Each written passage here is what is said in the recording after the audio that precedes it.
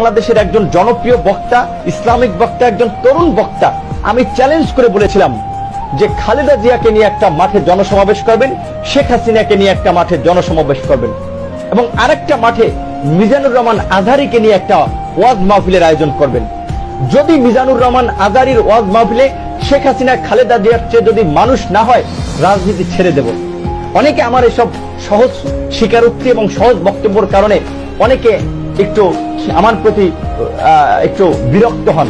বিশেষ করে আমি সুশীল সমাজ, সিভিল সোসাইটির যাদের সাথে একটু মিশি, তারা আমাকে অনেক ক্ষেত্রে বলেন যে আমি যেন ধর্মীয় বিষয়ে এইভাবে কথা না বলি, কিংবা মিজানুর রহমান আজহারীরা জামাতের প্রোডাক্ট, তাদের বিষয়ে যেন আমি এইভাবে কথা না বলি। আমি বলি ভাই, জামাতের প্রোডাক্ট হোক আর অমুকের প্রোডাক্ট হোক আর তমুকের প্রোডাক্ট হোক, এই মিজানুর রহমান আজহারীকে এদেশের লক্ষ লক্ষ যুবক, লক্ষ লক্ষ মানুষ, লক্ষ লক্ষ নারী পুরুষ তাকে অনুসরণ করে, তার কথাগুলো মানুষ শোনে, তার দ্বারা প্রভাবিত এই মানুষগুলো। কাজেই মিজানুর রহমান আজহারী কি ওয়াজ মাহফিলের মাঠে জামাত করার আহ্বান জানাইছে কাউরে?